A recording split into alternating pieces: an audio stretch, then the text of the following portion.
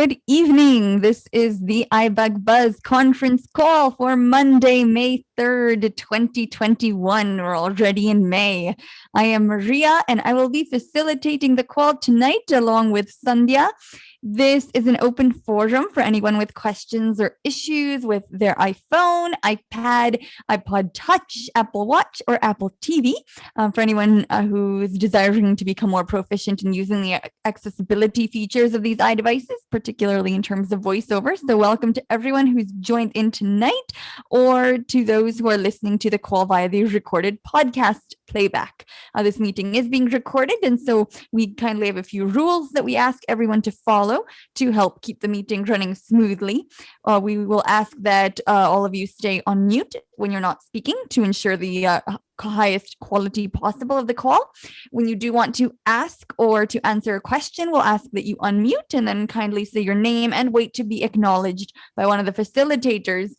Again, that's myself, Maria, or Sandhya tonight. And so just to clear all doubts, we do not use the raise hand feature of Zoom on this particular call. And very important, kindly just do not speak out or make exclamations while others are speaking. When you're looking to announce yourself, just wait kindly until there's a break in the conversation. Speaking, when another participant is talking, it's very distracting and disruptive. And we want to keep this call as high quality as possible. So when you have asked or answered a question, just give other participants a chance to ask or answer before you ask your next one, to give everyone a chance to participate in the meeting. And very important, kindly minimize your background noise, preferably eliminate it altogether, but for sure minimize it. And if we do have to tell you twice that you have too much of it going on, of the background noise, we do have the right to remove you from the call to keep you to keep it as a high quality as possible. The ways to unmute and mute when it's time to do that, in the Zoom app on an iPhone, the mute, and these are toggles. In all cases, the mute button toggle is at the bottom left corner of the screen. On an iPad, on that Zoom app, the mute button toggle is at the top center of the screen. On Windows, it's Alt-A, keyboard shortcut to toggle. On a Mac, it's Command-Shift-A. And if you're and on the Mac and PC, you can also use the space bar as a push to talk, meaning you hold it and talk, and then you release, and you will stay on mute. So it's a temporary unmute. And on a phone, if you're dialing in, it is *6 to mute and unmute. So now what we will do is turn it over to Mr. McCulloch for some announcements of just some of the many events that we have here at iBUG. Mr. McCulloch. All right. Thank you, Maria. Good evening, everyone. So yeah, we've got another busy week in the iBUG world. Starting tomorrow, 5 p.m. Central Time, all the times I'll be mentioning our Central, we have our iBUG Mini Buzz, which is just a shortened version, a 1-hour version of this very same call tonight on the Clubhouse app. So if you're on Clubhouse, come join us for that, the iBUG Mini Buzz at 5 p.m. Then we have on Thursday our Trekkie Talk for all the people out there that like Star Trek. We are currently watching the Star Trek Discovery series, and we pre-watch a couple episodes and then come together and discuss that at 8 p.m. Central Time. We are currently watching episodes 7 and 8 for Thursday night. Then Friday is our regular iBUG night at the virtual movies. And like always, if you stick around to the halftime show, you will get a quick totally went blank. We'll have some clues and time to try to guess what the feature is going to be for this week. The big reveal, some people call it. Then finally, Saturday, we're having our iBUG Cafe. We moved it up to Saturday. Normally it would be on a Sunday, the second Sunday, but we're now having it on Saturday due to Mother's Day on the 9th. So Saturday, May 8th, at 4 p.m. Central Time. We'll have the iBUG Cafe. And our topic for the cafe this month is our streaming video apps on your iOS device.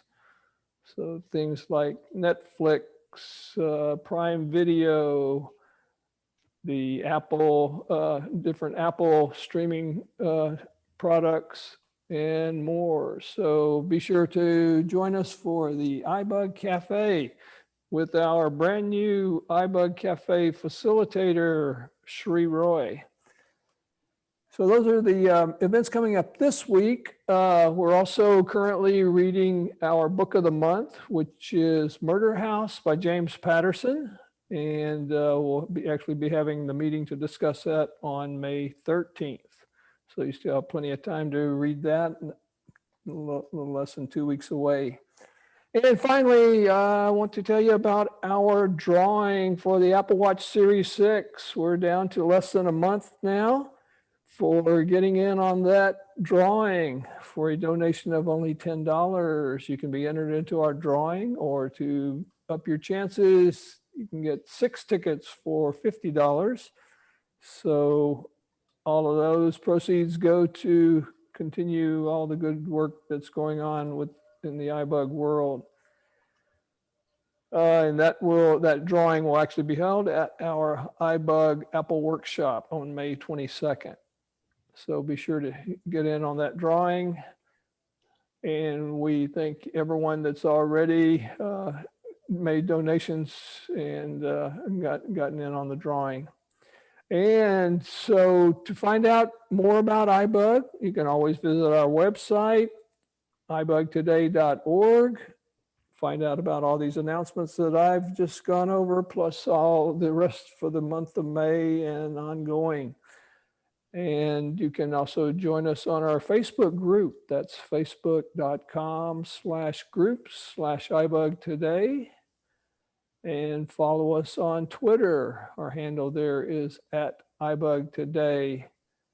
And get announcements about upcoming events, as well as other info, news and rumors around the Apple world.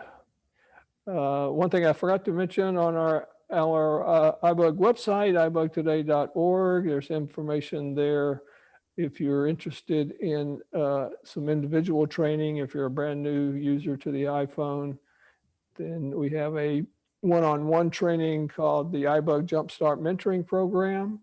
And you find information there on our website under the training link.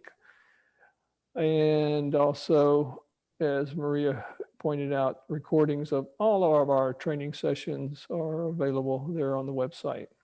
So I think that's about all the announcements. So I'm going to turn it back over to you, Maria. All right. Thank you, Mr. McCulloch. Very good. So with that, let's go around and introduce ourselves. So if you'd like to unmute to say your name and where you are from, feel free at this time. I am, as I said, I'm Maria. I'm one of your facilitators tonight, and I'm in Albany, New York. This is Shelby in Baytown. Welcome.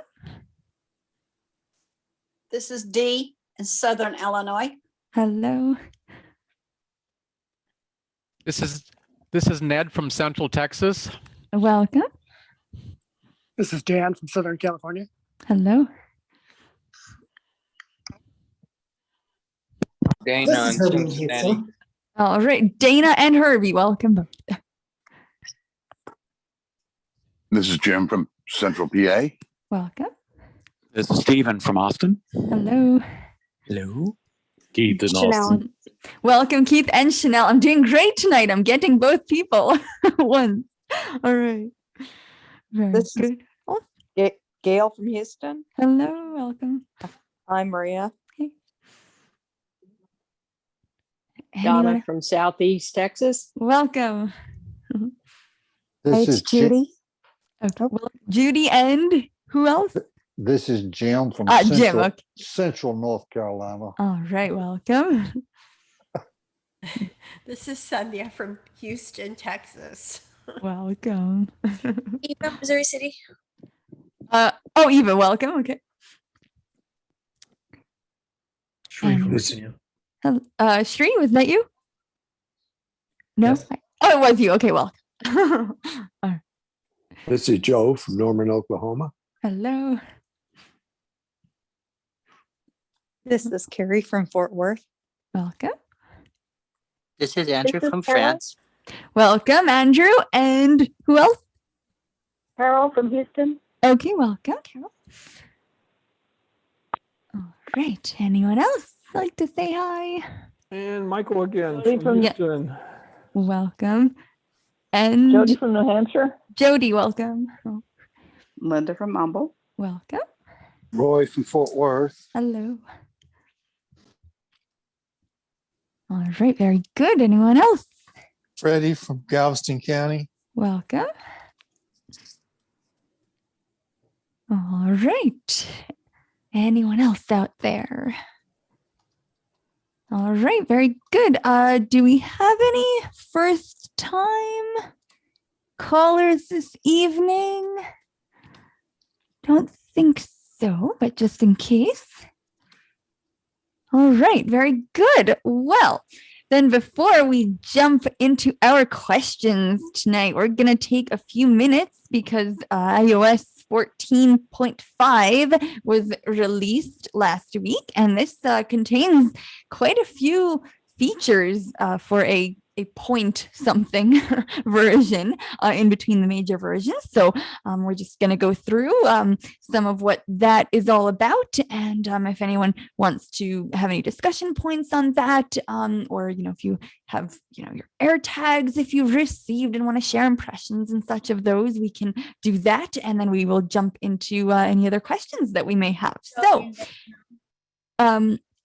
So in terms of the iOS 14.5, so I'm getting most of this from a Mac Rumors guide on everything that's new, but I'm also getting information from Apple Viz. So I'm going to start just with Apple Viz. I'm going to talk about the bugs that are fixed because I know this first one, at least for me, as a Braille display user, was what made me just update as soon as this was released. And that is that the turn pages while panning feature, thankfully, on the Braille displays, once again, works as you would expect. It properly places you at the top of the next page and not at the bottom. It places you at the top when you're scrolling and turning a page. So that makes reading much more pleasant again. And so that is fabulous.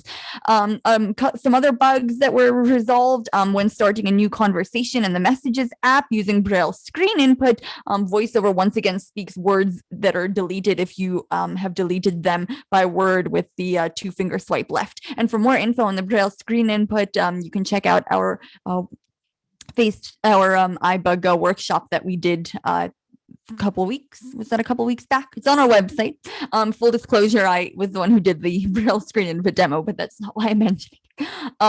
So also the button to announce a HomePod software update is accessible with VoiceOver. VoiceOver no longer incorrectly speaks the pause button as play on the expanded mini player or now playing screen in the music app. The more info button in the native podcast app now once again works as expected, and also the magic tap gesture now works as expected in Apple News. And according to Apple Viz, they haven't found any new bugs, and I haven't either. So, bug fixes are always a good reason to update. So now, in terms of some of the new feature highlights. So first, we have this ability to unlock your iPhone with an Apple Watch when you're wearing a mask. So, of course, we know with Face ID that when you're wearing a mask, it's not going to detect a face and you have to enter your passcode. So with iOS 14.5 and watchOS 7.4, you basically, this is going to become a lot easier. So what happens is that, let's see here. I don't have an Apple Watch, so I'm just kind of reading it here. So there's an unlock with Apple Watch option, and it lets the iPhone use an unlocked and authenticated Apple Watch as a secondary authentication method when the Face ID can't see your whole face. And so you don't have to take off the mask or enter the passcode. There are some security features built into this, so it requires the let's see. It requires both the I mentioned the iOS versions that are compatible, and it also needs to be explicitly enabled in the settings app. So it's not enabled by default. I will refer you to this Mac rumors guide for more info on the details. But there, just for security consciousness, I'll mention there's a proximity feature, so it's not going to unlock if your iPhone is not near your watch, and your full face can't be covered. So there's like a partial Face ID scan included that looks for your eyes if you're able to use that setting. I believe if you have the attention turned off, which is by default when VoiceOver is enabled, the attention feature is turned off for Face ID. I would imagine that doesn't make a difference in that case. But if it's on, then the partial ID scan, Face ID scan is there as well. So, and also just some limitations. The unlocked Apple Watch cannot be used to authenticate things like Apple Pay or App Store purchases or bypass Face ID locks in apps. So these are still going to require a full Face ID scan or passcode. So just from a security standpoint, this is, there are some things there. In terms of of course, the AirTag support is the other huge thing. We discussed AirTags in more detail and what they're all about, again, on the in the Apple workshop that we did a couple of weeks back that you can find on our website. From the iOS 14.5 standpoint, this adds in the items tab of the Find My app. That is where you will now find them. Any AirTags that you have purchased. There is, I'll mention very quickly, this is for those of you perhaps who might be driving with people and using the Apple Maps feature. There's something similar to what an app called Waze has had before. This is basically crowdsourcing accident and hazard and speed check data. It allows you to input these things if you encounter them, and then it's going to give those directions, give that information out to other people in terms of things to avoid on a route. There is this could be useful and estimate the time of arrival for walking and cycling directions. So especially for those of us now with walking, you can, for instance, send that ETA through the Messages app in the route screen of the Maps app of your route, and also you can do it through Siri request also. The Fitness Plus feature now has AirPlay 2 support. This allows AirPlaying of workouts to some kind of an AirPlay 2 compatible smart TV or set-top box. And let's see here, just bear with me for 1 second. And again, I'll refer you to this guide for more detail as I'm, going through a little bit more quickly. On 5G, there's now dual SIM 5G support. So this is if you are using both SIM slots on your phone, it means that you can now use 5G on both of them, which you could not previously do. Then in terms of, for those of you who have T-Mobile, it introduces support for T-Mobile's standalone 5G network, which I believe has some sort of differences to the other ones, and namely the ones used by AT&T, Verizon, and such. So now you're able to have a direct connection for that without the need for piggybacking on an LTE network. So you should have better range and lower latency and such if you are a T-Mobile customer. So also in terms of, there are some improvements to smart data mode on 5G to optimize your data usage and extend battery life. In terms of emojis, there are quite a number of emoji characters. I believe I saw somewhere that it was over 200 of them. Some of the highlights, they mentioned this heart on fire and a mending heart and an exhaling face and a face spiral eyes and face with clouds and, just lots of fancy things. But there are lots of them. There are different gender options for people with beards and some couple emojis that have skin tone mixes and such. So definitely some more emojis there that you might find useful. And interestingly, in terms of COVID, they removed the blood from the syringe emoji to give it a more neutral look that is more vaccine friendly. And the headphones, they've updated them to look like the AirPods Max rather than a generic set of headphones. So they have to, promote their own things. And the rock climbing emoji as a helmet, which is good. In terms of Siri, you can sort of, in a way, set a preferred music streaming service when you're making Siri requests. So just to emphasize, this is not setting the default browser and email app type functionality that you have. This is strictly when you're asking Siri to play songs and podcasts, and it will ask you to select an app, and Siri will remember that, but it'll ask you from time to time. It's basically meant to kind of, learn about your preferences. And so it might ask you again from time to time to make sure you haven't changed your mind on your default, if you're quote unquote, if you will, default. So there are new Siri voices. So speaking of Siri, so they're no longer called like male or female now. The existing voices are voices 1 and 4. They're just numbered, and there are new voices 2 and 3, which you can play with. And I will say, if you use the speak screen feature to read, you will get a very much more natural setting with these, because that uses the neural engine than you will if you're just using them with voiceover, and you certainly can use these new voices with voiceover as well. In terms of Siri, other Siri improvements, incoming calls can be announced with Siri, providing details on who's calling. And you can answer the calls hands-free if you're answering them on AirPods Max or Beats, on any AirPods or Beats headphones. Siri can also dial emergency contacts, and it can create group FaceTime calls. There's some expansion of voice control English capabilities to other countries. And there are just some other, just kind of looking at, there's some recalibration of the battery for those of you running iPhones. There's a privacy feature called app tracking transparency, meaning that developers have to ask you and to receive your permission before an app is going to access your random advertising identifier, and that's used to track your activity across apps and websites to feed you more relevant ads. So I have seen these. It is an on-screen pop-up, and it'll say, not to allow or to block.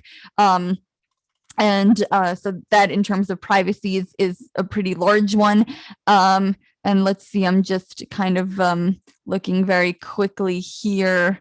For Apple Music, for those of you who are Apple Music subscribers, you can now view some city charts in terms of these are the top 25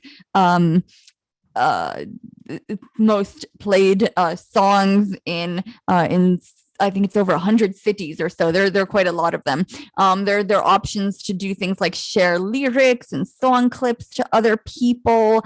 There is, let's see, there's some more information for certain albums. Let's see, there are in the podcasts app, the native podcasts app, there are also some design changes. There is a, let's see, they're making it easier to find and follow and listen to new podcasts. So just to emphasize, because they also have this, subscription option that they'll be launching to, where creators can have you subscribe to their podcasts for, like paid premium content. So now, when you're just subscribing, like as you're, the free, what you'd consider normally subscribing to a podcast, in order to separate that out from this paid thing that they're going to, be introducing, they're now calling it following a podcast. there are, in terms of, there's some other options there in the podcast app as well, but I'll mention in terms of the reminders app, you can now sort the lists and reminders by due date, creation date, priority, or title. And interestingly enough, there's apparently now an option to print a reminders list, which is a bit of feature that has been highly requested apparently, which I found odd, but that is there. So, and then there's a new search tab in the Apple News app. News Plus section's been redesigned for a For You feature and an easier way to access the Browse tab. And there are other features. There's been some improvements to the Translate app. You can adjust the playback speed of your translations. And there are some other features as well in terms of choosing whether or not to back up the Apple Watch to the cloud, for instance. There's some new shortcut actions, like you can incorporate taking a screenshot into various shortcuts, for instance. Apple's more heavily promoting the silence unknown callers setting, so you might receive a pop-up asking you if you want to set that up. You can keep track of certain things like Beats headphones and other supported third-party accessories in the Find My app now as well. I think, for the most part, there's a setting in terms of emergency alerts that you can, in settings, notifications, and emergency alerts, you can disable the always deliver feature. So you can, meaning that the certain emergency alerts, certain types of them won't play a sound. And there's some other features as well in terms of, for instance, on the iPad, in iPadOS 14.5, you can now search for emojis, which I guess you've been able to do that on the iPhone since iOS 14, but I guess not on the iPad. And there are some security features and the like, but I think I've, kind of covered a decent amount of the highlights. So I'm going to refer you to, if you do want way more detail, to Google. If you Google Mac rumors, iOS 14.5 guide, it should come up. And the second source is the Apple Viz. If you go to their blog, and you'll see the iOS 14.5 release. And I will also mention, was it today? It was very recently, and iOS 14.5.1 has now also been released, and that fixes, I forget what the details are, but it fixes some issue related to this this new app tracking request that developers have to provide you. And so I'd recommend updating to that as well. So yes, with that, all right, yes, let's take any comments or questions that anyone may have on that topic. So Elisa, go ahead. Oh, 1 second. I think Elisa, was that did you have a question on the 14.5? So you mentioned about Siri, correct? And you Yes. mentioned that they don't say the names of the voices. I saw that too, that they just have like the 1, 2, 3, 4. Like, yes, it's just not, I don't know. It is just a new way to Okay. address them. I've Yeah. seen it So too on the 14.5. I'm like, what are the numbers for? yeah, so 1 and 4 are the ones that you already know, and 2 and 3 are the new ones. All right. Okay, Very thank you, good. Maria. I think I heard someone else. That was Ibrahim. Oh, okay, thanks. Okay, go ahead, Ibrahim. I want to say that Jonathan Mosen did a pretty detailed review of iOS 14.5 and also the Apple AirTags. So if anyone's interested, head over to his podcast, Mosen at Large. I think one of the latest episodes. All right, awesome. Thank you for that. Yes, I've heard those. They are definitely very good. And he does a great job to not only that the AirTags are a separate episode, but I forget one of the episodes he does demo those new Siri voices, especially with the speak screen feature. This is okay. Go. I think I heard Shelby first. Okay. So about the podcast, I did discover the follow.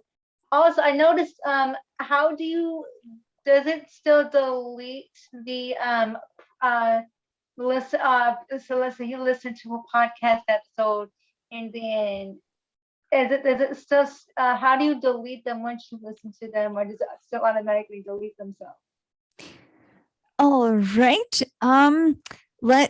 We'll keep that question just because that's not specifically like a new iOS 14.5 feature at the moment. So let's come back to that one once we wrap the 14.5 discussion, and we can we can throw that one out there. So I will make a note. We'll come back to that one. All right. I think was Herbie next? Yes, go ahead. So this question is partially directed at Sandhya, but it's fair game for anybody else too. And I think this arguably relates to, what's new with iOS and all that. So Sandhya, have you or has anybody gotten or planning to very soon get the AirTags? Okay, this is Sandhya. Go ahead, Sandhya. Thank you, Maria. So yes, Herbie, I did. I ordered them that morning that they went out on whatever day it was, like last Friday or something. And I got them and I set it up yesterday and they are super cool. And they've been kind of, so the thing about the AirTags, like we mentioned during our last discussion, was that they don't have a ring or a key ring or anything, so you have to buy these special holders for them, which can be some are reasonable, some are pricey, but regardless there's kind of a backlog on them. So I actually made my own little holder I bought these Velcro straps to control my cables and wrap up wires.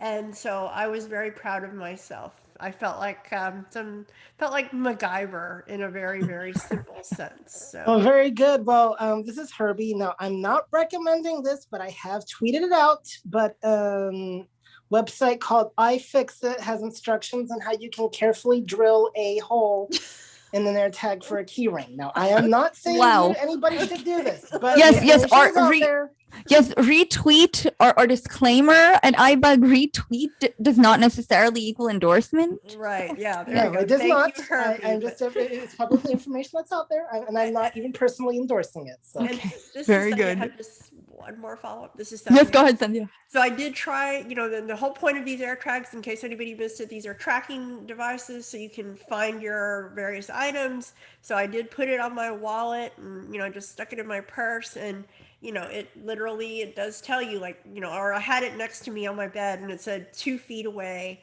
And then, the example that they showed us, it'll literally direct you, go right, go left and all that. But so it's pretty cool. So thank you. That's all I have.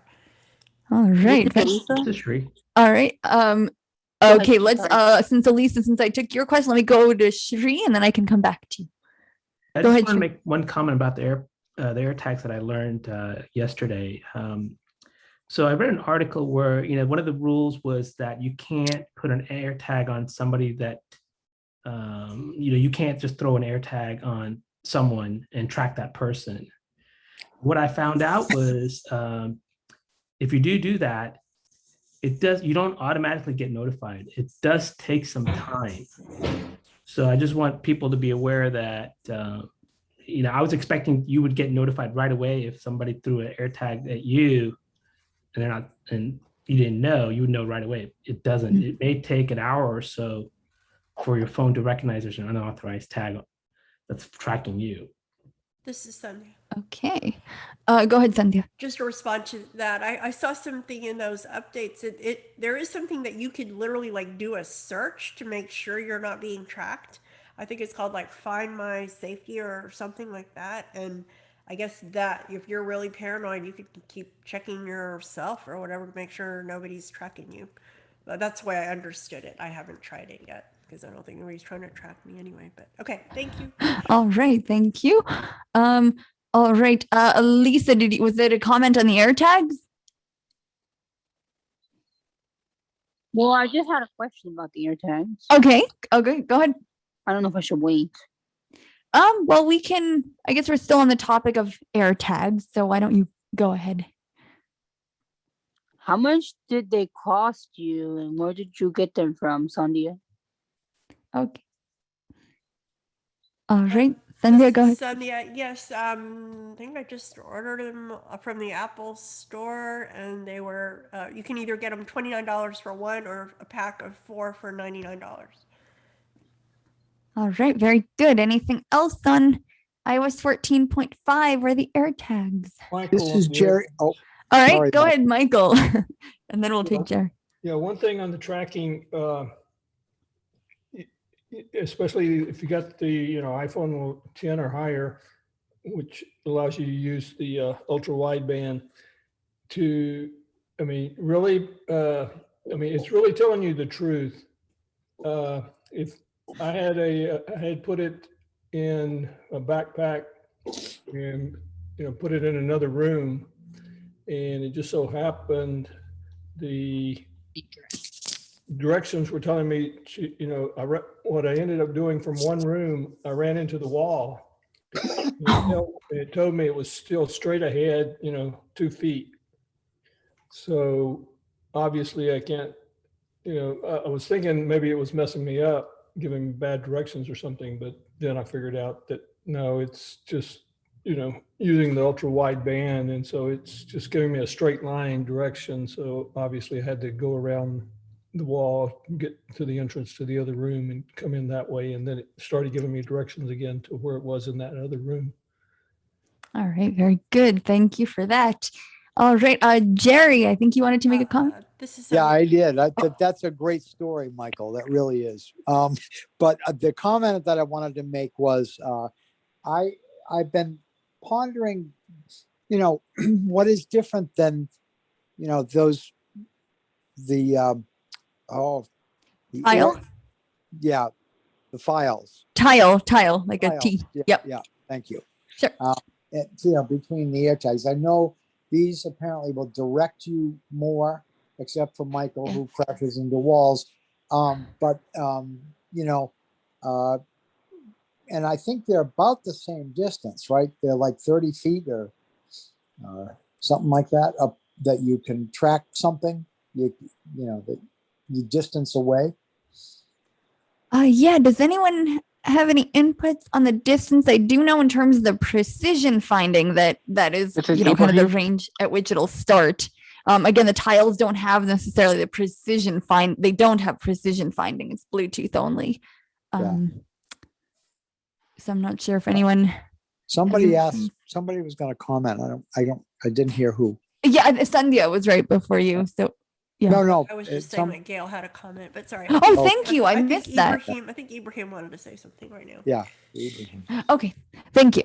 All right. Then go ahead, Ibrahim, and then we can go to Gail. Okay. Ibrahim, I guess we can come back to you then. I'm here. I'm okay. here. I just didn't know if I was being asked to speak again. Oh, I'm sorry. Okay, go ahead. Okay, so what I was reading a post that they put on the Apple Viz blog that David, I think Goodwin or something like that, posted about, and he said somewhat that the demo that he did, the farthest he got, like from his upstairs to downstairs, the signal would drop out. So he was getting maybe 20 feet or like 15 feet is what he was getting. He wasn't that impressed with it. And what I know, the tile one, what they're saying, the Tile Pro, it gives you at least 300 feet. So I'm guessing the tile at the moment at least has a higher range compared to the AirTag, but that's what I'm seeing on Apple with so far. Okay. All right. Thank you for that. And Gail, go ahead. Okay. Well, I guess first, I had a question about the Siri voices, but on the AirTags, I was wondering, Sandhya, did you put it on your dog yet? Probably not.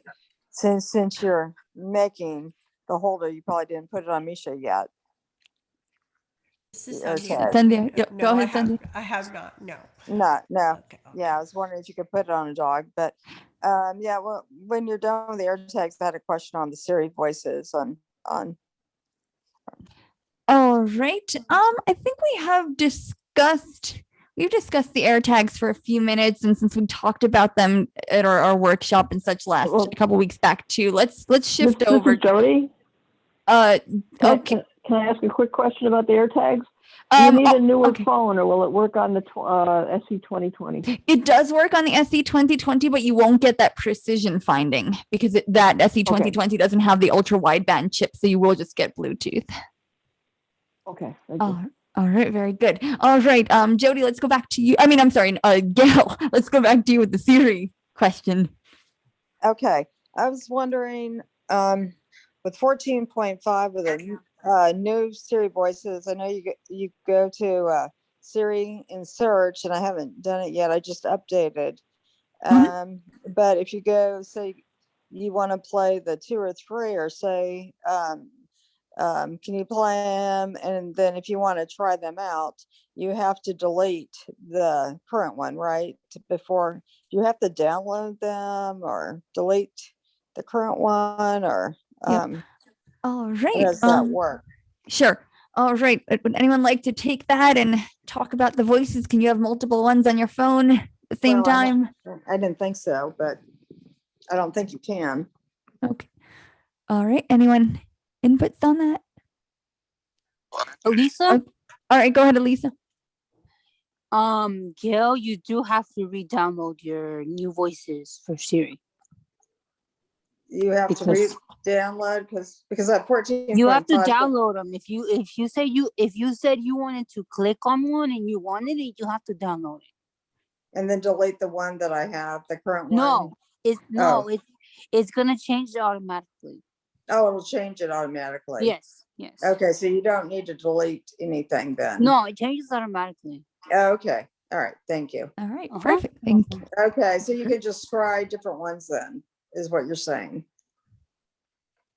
You can, you can try 2 or 3 and try them all out. Okay, that's what I want to know. Okay, thank you. This is Terry. All right, go ahead, Terry. I think in the past, or am I getting it confused with my watch? Maybe so. When I've downloaded Siri voices, which have to be on your phone, I think at one time you had to also plug your phone in. It had to be charging to download them. I don't know if that's the case for that, but if you're going to download them to your watch, and the pre-op for that is having them downloaded on your phone or having a Siri voice downloaded on your phone, you do definitely have to plug your connect your watch to your charger. Otherwise it won't download properly. Okay, so the question, so your thought on that, Terry, was with the iPhone itself. You're wondering if it has to be plugged in or if it just downloads? I see. Okay. All right. Does anyone have input on that? I kind of feel like that maybe no longer the case, but I'm not 100% sure. This is true. Okay, go ahead, Sri. Yeah, you don't need to have your phone plugged in to a power source to change the Siri voice. Okay, you used to have to do that, but now they've updated that. And I bet one day they'll do that with the watch too, but okay. All right, Thank very you. good. Yep, thank you. Yeah, the more processing power and such that these things have, it seems like that's one of the features that comes in, that more you can do with battery, which is great. All right. Any other we can maybe take like one more comment or question of the 14.5 features. This is Dee. Okay, go ahead, Dee. Okay, since I downloaded 14.5, in fact, I think it was yesterday morning, I no longer can ask Siri to play like the news from CNN or Fox. I mean, I can ask her, but she always responds, "I'm sorry, there's something wrong right now. I can't complete your request." Is anybody else having that problem? All right. Anyone else? I haven't asked her. This is Terry. All right, go ahead, Terry. Yes, I have had that problem as well. Now I haven't downloaded today's most recent bug fix download, so I wonder if that will help. If that's one of the bugs. This is Dee. I wasn't All right, go aware ahead. there was a Yes, so it's 14.5.1. Okay, thank you. All right, yep, good luck with that. All right, and I'm going to give the last word on this to Mr. McCulloch. Go ahead. Okay, I was wondering if anybody's tried the what do you call it? The mask on, if you've got the face recognition. With the Apple Watch? And using it in conjunction with your Apple Watch. I haven't been able to make that work. So. All right, go ahead, Sri. Yeah, so I use it. So it works. It actually works faster for me with the Apple Watch to unlock than it's with the Face ID with the Face ID for me. So basically, I think Maria, you kind of covered it. You go to the Face ID and password. And down in the bottom, there's a tab to turn on. It'll ask you, like, if you have multiple watches. It told me to turn on, my Series 5 and my Series 3. I turned it on. Then what you have to do is you have to make sure you have your watch on your wrist, and you have to enter a password to log into your Apple Watch. It will not work if you don't type in a password. So after you type in your password on your Apple Watch, then all you have to do is basically just pull your phone up to your face. You'll get a haptic vibration, and I believe it also has a verbal information on the watch to tell you that your phone is being unlocked by your Apple Watch.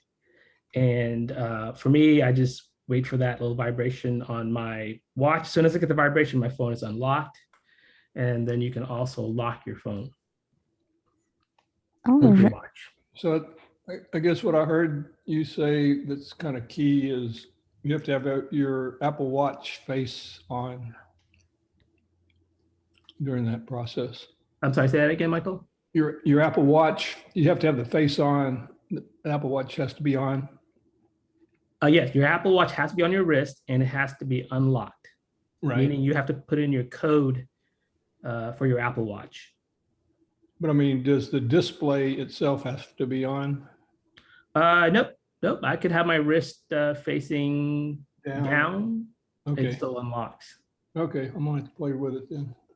All right, thanks. All right, very good. All right. So let's now, why don't we circle back? We've had some good discussion on 14.5. And let's circle back with Shelby's question. If anyone knows, I don't use that native podcast app for anything other than browsing shows.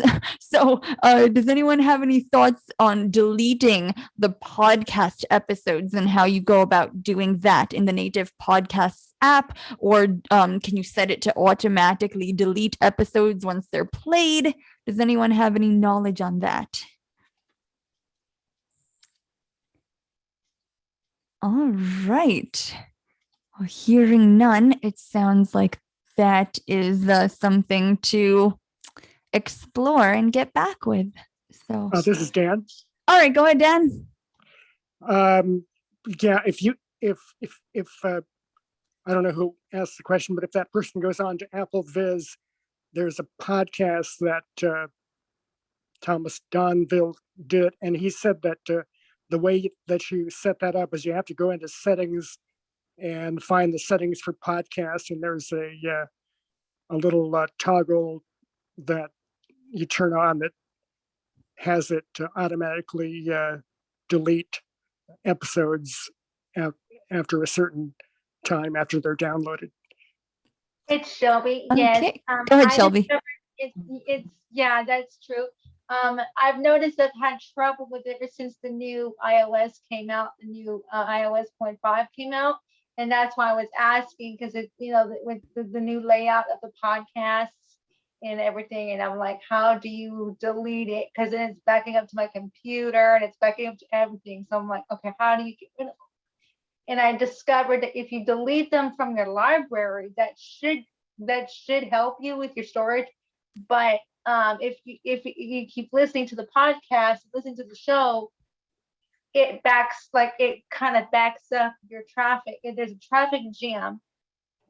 And what I'm trying to figure out is it because I thought my impression was that it was supposed to automatically delete after 24 hours after being played.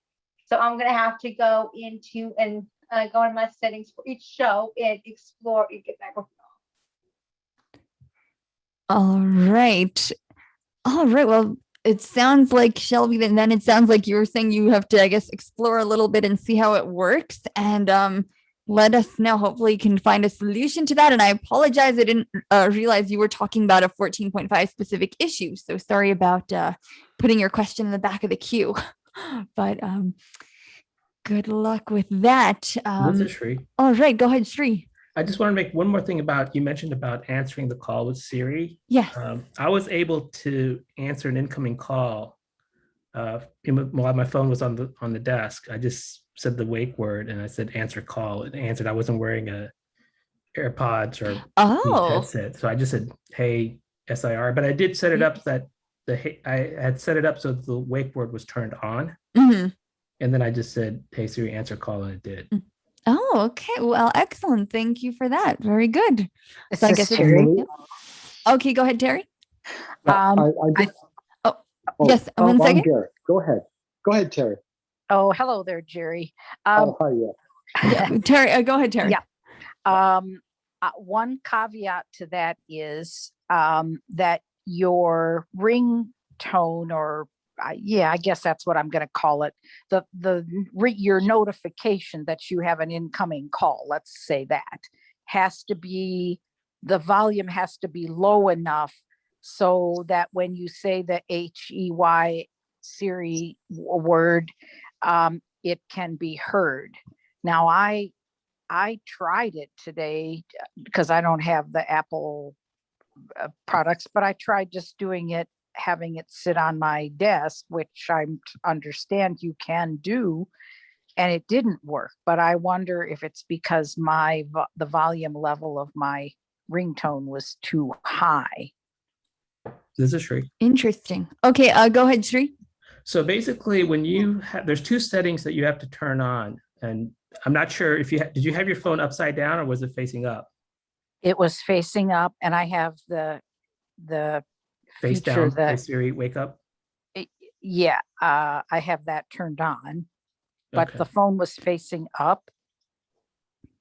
Well, the only reason that I'm saying that is like I have the same ringtone, and when this feature came on, I just called my house and I just said, "Hey, SIRI, answer call," and it did. I didn't change any ringtone. You mean you didn't change the volume? Nope. Oh, there.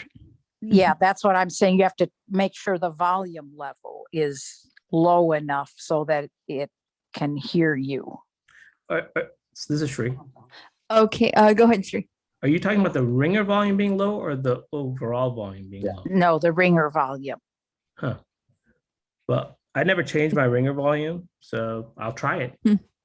Because mine is at like 100% or something, and that maybe was the problem. I don't know. Sure. Okay. Right. Well, the two of you can definitely, if you each try it out and figure out some kind of a reproducible way to make it work, let us know. We're all learning together. So very good. All right. Jerry, I think you had been in the queue. Yeah, I don't have anything to add with the Hey Siri thing. I did try that once, and it didn't work for me either. But maybe the ring volume was loud. But the question I wanted to circle a little bit back and ask about the watch unlocking your phone thing. Do you have to have a mask on for that to work, or can you just pick up your phone and aim it at your face, and will it still work? You're saying, does the Face ID still work? Like if you don't have a mask? No, I mean, if I wanted to unlock my phone with my watch, not my Face ID, do Uh-huh. I have to have a mask on to do that? Okay. Okay. Would anyone like to take that one? This is Brad. All right, go ahead, Brad. Well, your question's a little confusing. I mean, if you don't have a mask and you press the button on your phone and just look at it, it should unlock anyway. That's the way it's always worked. The new feature now enables your phone to unlock. You go into your passcode and Face ID and passcode, and you turn this feature on, and it'll unlock with a mask, provided that you've got your watch on and your watch is unlocked. So you've already authenticated that way.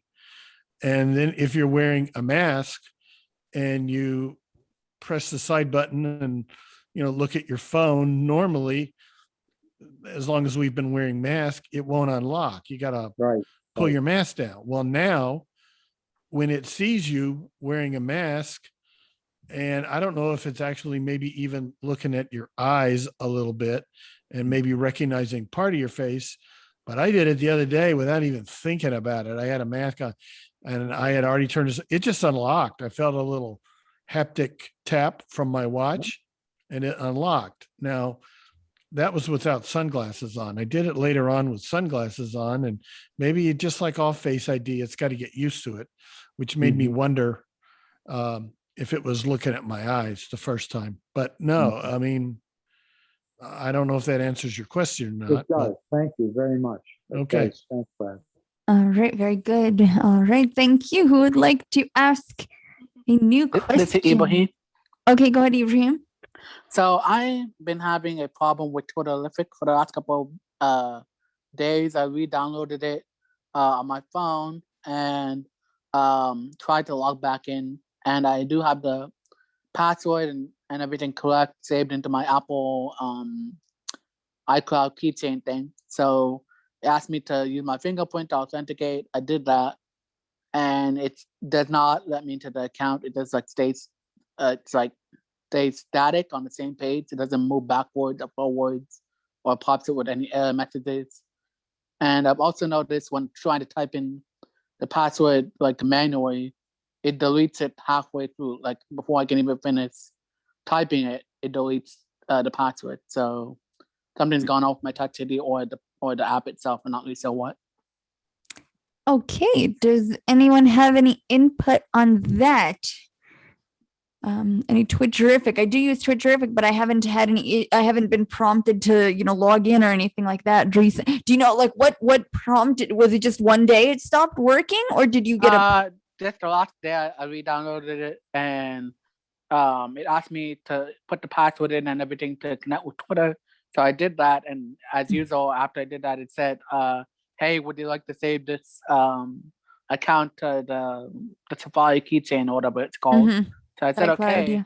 yeah. And then I thought, okay, it was gonna log me into the app with the Touch ID, but it didn't. It just stayed like static there. And I tried to delete it and come back in and just use like type it normally with the keyboard, but it's just staying static on the page, like where it connects to Twitter. It doesn't want to tell me there's a problem or anything. And I emailed, the support. Oh, you emailed there's. Oh, you're using the Twitterific, the newest version, right? Like the version 6 something. Yeah. Okay. When I looked in it didn't tell me to update or anything, so I'm getting into the latest version. Yeah. So I'm not really sure like what's the problem. Maybe I asked Apple Accessibility and they said it was a problem with Twitter. So I emailed them last night, so I haven't got a response. So not really sure. Okay. All right. Has anyone else had any experience with this at all? All right. Well, it's sounding like hopefully the Twitterific folks can give you some kind of a response. And could it be maybe the password? In the Touch ID and the Touch ID thing is long. I need to go and then delete it or something like that. Yeah, like you mean the iCloud, the keychain entry? Yeah, the keychain entry. That definitely could be for sure. I would definitely try that. Like try getting back to the beginning again and start over and like see if you can log in without using the iCloud keychain.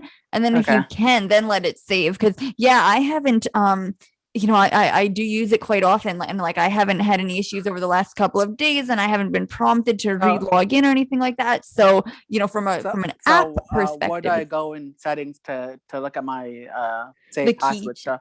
All right, who would like to explain that? Where do you go into settings to modify your iCloud keychain entries? Feel free to unmute and to give us some inputs if you'd like. All right. I believe there should be under settings. I think there is it might be under iCloud and passwords. I don't know off the top of my head. I'm gonna say if you do a search in your settings, there's like the search field, and if you do a search for the word password, there's a password, and let's see.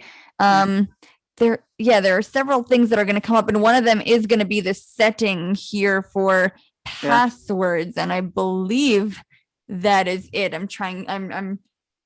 did see one setting called Touch ID. Would that be it? Maybe. This is David. All right, go ahead, David. You can just tell Siri to open keychain. Okay. And then it lists out all your accounts, and you can delete ones that you don't want it to remember anymore. Okay. I don't know if you can actually edit it in here or not. Let's Okay. see.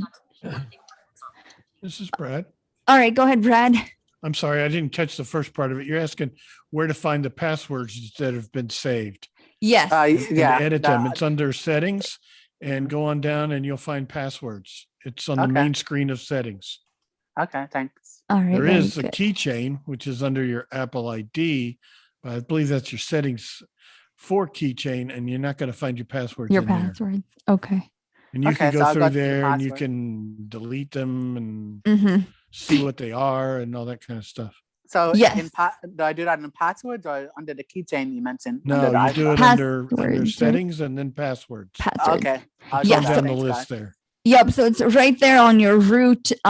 And you should it's just a pretty standard dialogue that has the edit, button in the right hand corner, and you can Right. And you'll Okay. need to use your passcode to get in there Okay. yes. because it's locked. Okay. Thanks. Yeah, it is. I'm Okay. trying to quickly see where it is on the screen. Yes, it's on my phone, and I have a 12 Pro, so it might be different for me. It's quite a bit down on the screen. It's between the wallet and Apple Pay and Mail. Okay. So I'll it is a look. little farther down. This is Dave. All right, go ahead, David. I was wondering, did you buy the premium version of Twitterific? No, I'm using the free version. Because I haven't installed it in a while, but I never got asked for any kind of account, I don't believe. It's your he's talking about his Twitter account. Other about Twitterific. Twitterific. The Twitter, but you're talking about logging into Twitter via Twitterific. You're trying to remember your Twitter account password, not your Twitterific. I know the password. I think the problem is with Touch ID, to be honest. So you need your password for your actual Twitter account to set up Twitterific. Okay. I have that. I think they're having a problem with Touch ID. So I'm gonna go erase it and put it back in. All right. Very good. Well, with that, it is the halftime. All right. Yeah. Thank you, Maria. My goodness. Well, jam-packed first half. Thank you. All right. So, guys, real quick, if anybody new didn't get to say hello the first time around, this is your time to say who you are and where you're from. This is Brad, Terry. I'm in Dallas. Brad, This is welcome. Terry, welcome. Terry from Illinois. Hi there. Anybody else? Anybody else want to say? Elisa in Porter. Welcome, Melissa. I did not This get to say Jerry hello from- the first time around. Jerry, welcome. From Vermont. Hello. Hello, hello. Anybody else? Kelsey's here. Kelsey's here. Hey, girl. Welcome. All right. Anybody else? Say hello. Anybody? Alrighty then. Quick review of the announcements. We'll go real quick. So tomorrow, 5 o'clock, all time central, 5 o'clock tomorrow, we're doing Clubhouse for a mini buzz at 5 p.m. Just like what we're doing right now, but on Clubhouse for 1 hour. Then Thursday, Trekkie Talk, watching the Discovery series starting at 8 p.m. for watching Discovery episode 7 and 8. And then Friday, well, we'll skip Friday for right now. Well, it's iBug night at the virtual movies, but we'll come back to that. And then Saturday is iBug Cafe. We are switching because of Mother's Day. So just for this month, from 4 to 6, we'll be talking about streaming video apps on your iPhone. So lots of cool stuff. And we all like to watch shows, and how do we figure out how to navigate them, find audio description, all those kind of questions. We will be answering them on Saturday with Sri. All right, now. We will come to the iBug night at the virtual movies. For our wonderful clues, we will now hand it over to the lovely iBug guy himself. Are you there? I'm here. Oh boy. Again. All right. Really good. Before I get into the clues, I wanted to comment on, I got my Face ID working with mask, and concerning Jerry and Brad's comments, I did try to unlock it, and I had my head turned sideways, and it just kind of sat there, and then the moment I turned facing the iPhone, it unlocked promptly. So I think, yeah, the eyes, it's picking up the eyes somehow there too. So anyway, Throw that Can in we there have for the free. movie clues? We want That's the movie for clues. free. We want movie clues. Okay. And now, before we get into the movie clues, Oh my goodness. do you know what a palindrome is, Sandhya? I think so. Tell us what a palindrome is. It's a word that you spell like backwards and boob. forwards the same time. Yeah, boob A or man, a plan, a canal. race car. There's lots of palindromes. So those are single word palindromes. So I ran across this 7-word palindrome. So hopefully I can say it correctly. Here it goes. Doc, note, I dissent. A fast never prevents a fatness. I diet on cod. What? So that's I the same. That's the same forward and backwards. Oh my goodness. Doc, Okay. note, I dissent. A fast never prevents a fatness. I diet on cod. Can we Get go on back with to this, music? That's more than We're just 7. gonna do a mute Stop. quickly, folks. All right. Yeah. Mute all. Okay. Here we go. All right. No, we can't mute all. They got to guess. All right. Okay. All Well, right. ready. Well- Ready. Okay. All right, everyone. So if you want to come back in, all right, Mr. McCulloch, you should be able to unmute yourself.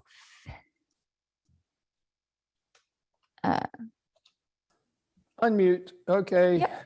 I'm back. All right. So here we go. What was the last thing I said? Before I got rudely cut off. Oh, I know. I think it's time for the movie clues. It's time for the movie clues. But before the movie clues, one quick riddle for Sandhya. What do you call a bird that's afraid of heights? A chicken. That was kind of part of the clues too. Anyway, here we go with the clues. Clue number 0.5. The fedora is back. You get that one for free. That's a free one. All right, here we go for real. Clue number 1. Are you guys hearing me? Yep. Oh, okay. Clue number 1. Let's see. Did he train you? Did he rehearse you? Did he tell you what to do and what to wear? No, what to say? If anyone wants to make a guess, you can unmute yourself. Unmute, say your name, and don't yell out the title. Wait till you're recognized. Did he train you? Did he rehearse you?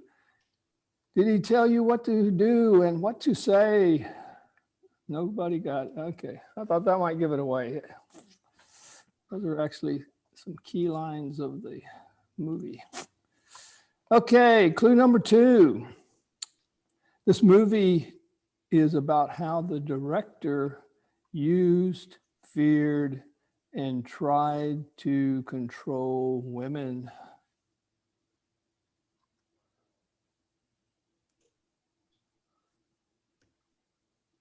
Wow. Oh. Crickets. Big Wait, thing. hold on. Can people unmute? They should be able to. There's a bunch of hands raised. Okay, Can now but okay. This we is couldn't Ned. before. Yeah. This is Ned. Is it something to do with Fred Astaire and Ginger Rogers No, that's a good guess. about the training? And okay, This is Dana. Dana. The good, the bad, and the ugly. The good, the bad, and the ugly. That's not quite it. This is Shri. Shri. Is it Chicken Run? Chicken Run. No, that's not Chicken Run. Joby. Shelby. Chicken Little. Chicken Little. I think my riddle threw you guys off, but anyway. No, that's not it either. Nikki. Nikki. At first I thought it was My Fair Lady, but then when you said something different, I wasn't quite sure. But is it possibly My Fair Lady? It is possibly not. Not. Okay, thank you. Good guess. Good guess. Donna, go ahead. The casting couch. The casting couch is not it either. All right, I'm going to move on to clue number 3. A man wrestles with his personal demons and becoming obsessed with a beautiful woman.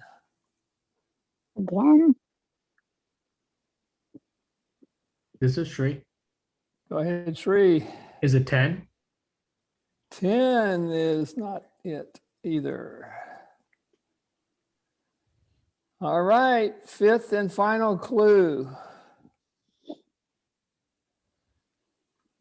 But of course, the woman he is shaping and the woman he desires are the same person.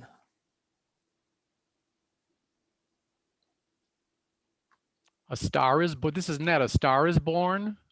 A Star is Born is not it either. Sorry. This is Dana. All right, Dana. Is it Pretty Woman? Pretty Woman is not it either. Okay. This is Terry. Terry. I don't have an answer, but I'm thinking this is only clue number 4. Oh, maybe you guys didn't hear. You're the one. Go ahead. This Jim. is Jim. Go ahead, Jim. Sin of a Woman. Scent of a Woman. I think we've already seen that one. I have. Okay. All right. This is Ned. Donna. All About Eve. All About Eve is not it either. Somebody Donna. else. Donna. Indecent Proposal. Indecent Proposal is not it either. Okay, I'm gonna go back to my 3rd clue and give you some more info about it. All right, the clue was it is about how the director used, feared, and tried to control women. And actually, this director does this in all of his films.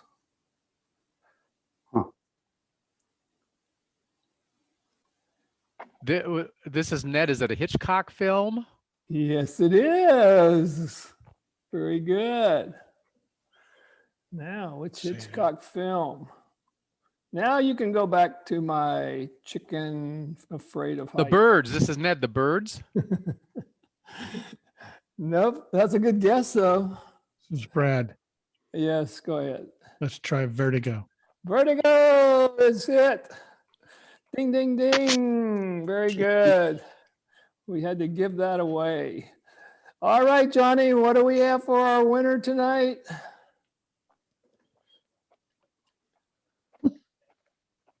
We lost. I'm sending her an unmute request. Sandhya, Oh, sorry. hopefully- A There you new are. car. Yes, a new car for Brad. And what it is? What kind of car? Loader. It is a light gray DeSoto Fire Dome Sportsman hardtop coupe from 1956. Does it run? Brad, that is irrelevant.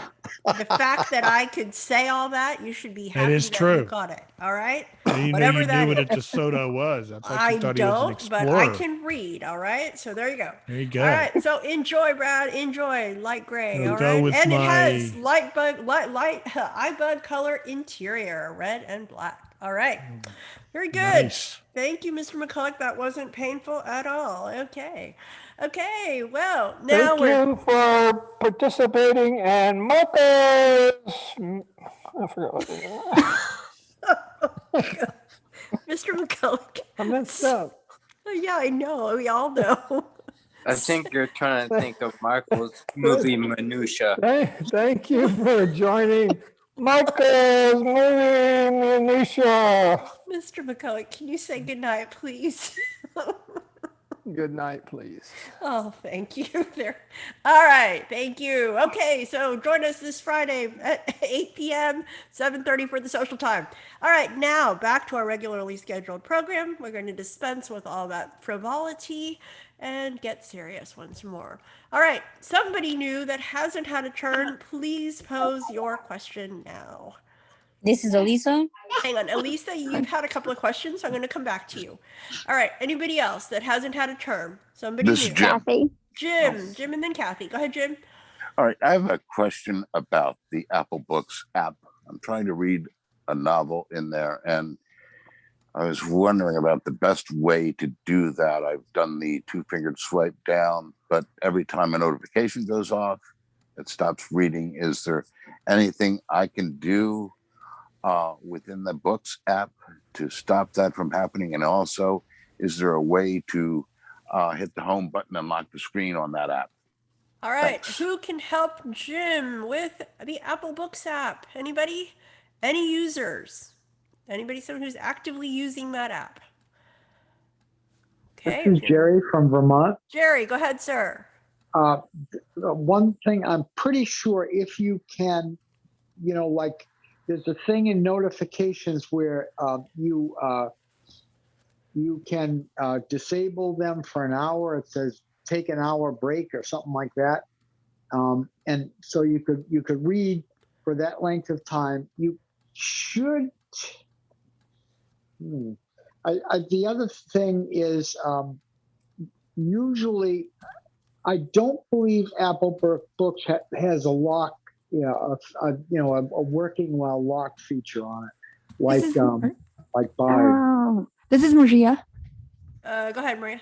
I think this actually might be a good use case for the speak screen, because if you turn that on, it will just read like it's separate from voiceover, and then you should be able to lock the phone and have it read.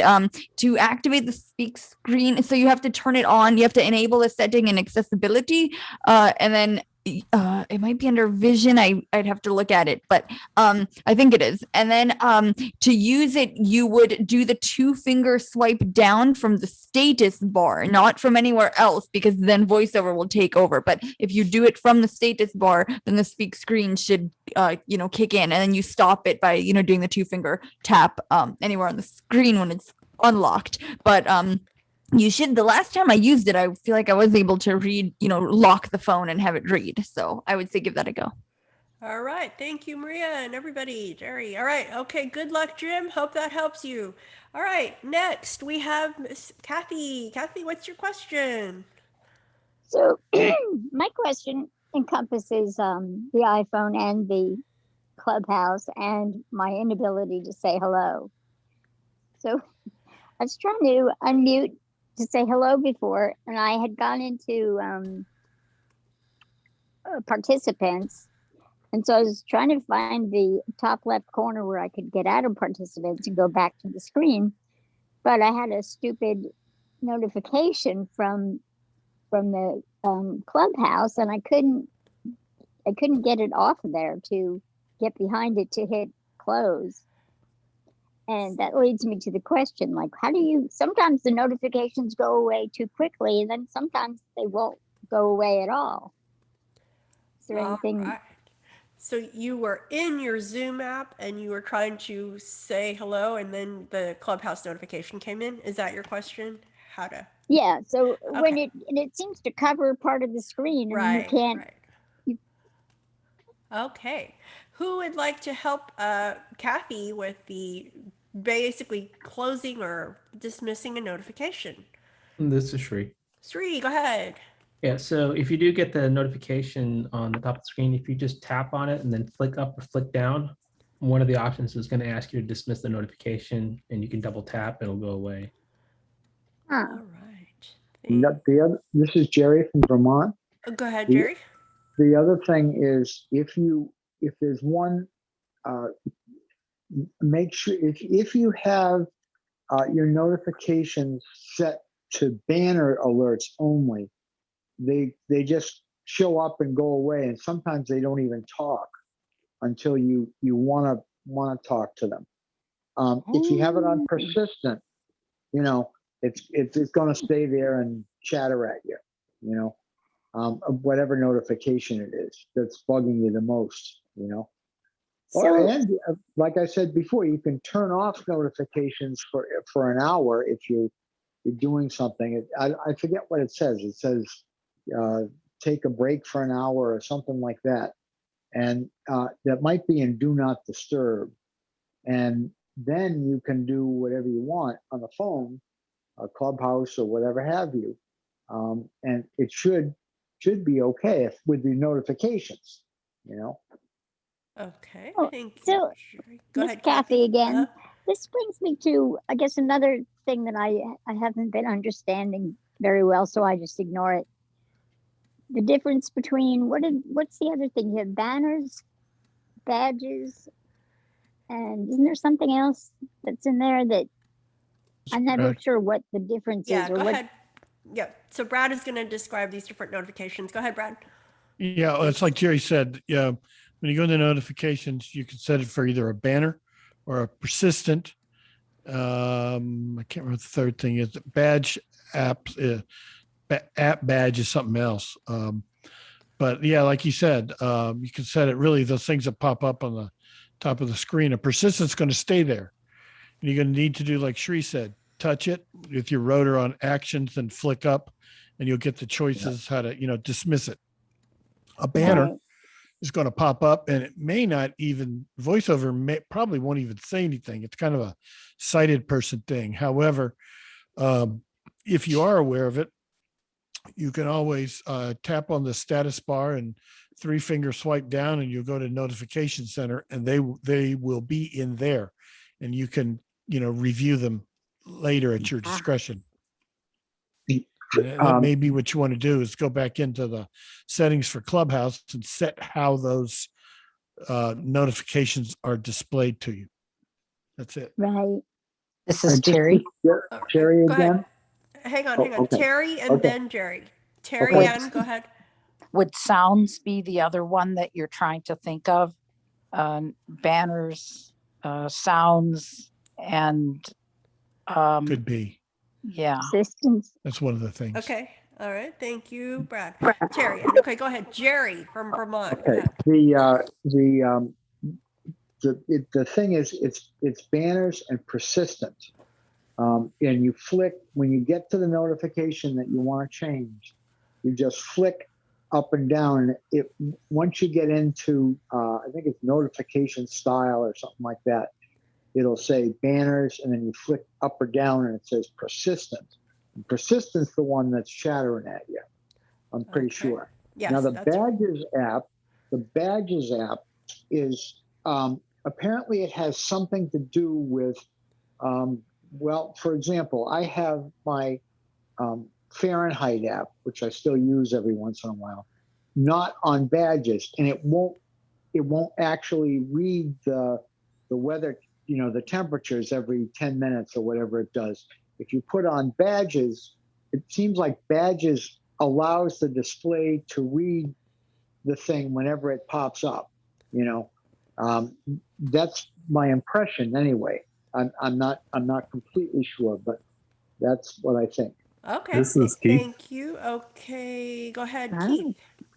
Just a little clarification on badges. Badges actually, like say I have badges set on my messages app. So each time a message comes in, it keeps a count right there on the screen. If I have one message, then 2 messages, it will display that number of unread messages that I have. And it does the same for mail or any app that has, if it updates something when you're not in the app, it'll keep count of that right there on the app. So if I go up to messages app and there's not a number there, I know that there's no new messages. And if there's like 3, I know there's 3 new messages. And just to go along with what Shri and Brad was saying, if you do have a banner that comes in and VoiceOver reads that banner, the focus will be on that banner. So all you have to do is do one flick up and it says dismiss, and double tap that. And anytime you're in a list screen like on Zoom, the participants, it's a good idea to do a 4-finger tap on the top to get you back to the top left, and you'll be right there on that close button. Okay, thank you, Keith. All right, we are going to, I hope that helps you, Kathy. So lots of things to try out there under notifications. Okay. This All is right. Eva. Yes, go ahead, Eva. Hi. I have a new toy. It's the iPhone 12 mini, and I love the. But me and this facial recognition, we're about to fight. But anyway, so I don't have any usual vision. I've never seen before. I had to get sighted assistants to set it up, but can't seem to get it to work. Should I just give up? I hate to give up. Or No. Okay, we're getting some background noise. Okay, so hang on. Okay, any thoughts for Eva setting up Face ID on her 12 mini? This is Brad. Brad. It's set up already. Okay. Oh, you said yeah. it's set up? It's set up, but it's just getting it to, every time I unlock it, I can't seem to get it to work. You might want to go into, did someone help you set it up? Yeah. You might want to go into the settings. Since you say you don't see, you've never seen, you might want to go into the settings for Face ID and make sure that attention is turned off. Attention is the setting that wants the Face ID sensor is looking to see that your eyes are actually looking at the sensor. And a lot of people who have no vision are not able to do that. Some are, some aren't. This is Herbie. Okay, hold on. Okay, so okay, Jim and then Herbie, I think. I was going to say, check in voiceover settings, because there's also an attention item in there for settings, and I'll go to Herbie. It's the same one. It's just in two places. Okay, thank you. Okay, thank you, Brad. Go ahead, Herbie. Yeah, I was just going to say, I mean, definitely the attention thing, but also I would delete it and do it again, but this time do it completely yourself. And because I've heard in the past when people have somebody else do it for them, it screws things up. So the advantage you'd have with doing it yourself is now it's going to know how you're going to, it's going to see your face from the angle that you're going to be throwing it at the phone anyway.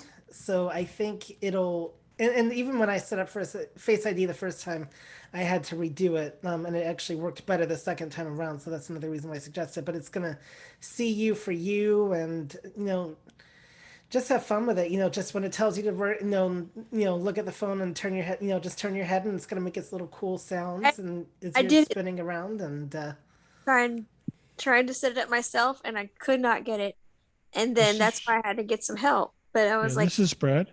Go ahead, Brad. Jonathan Mosen did an excellent demonstration on this back when the iPhone 10 came out. That was the first phone that had the Face ID. And he did it with the help of his daughter, who's sighted.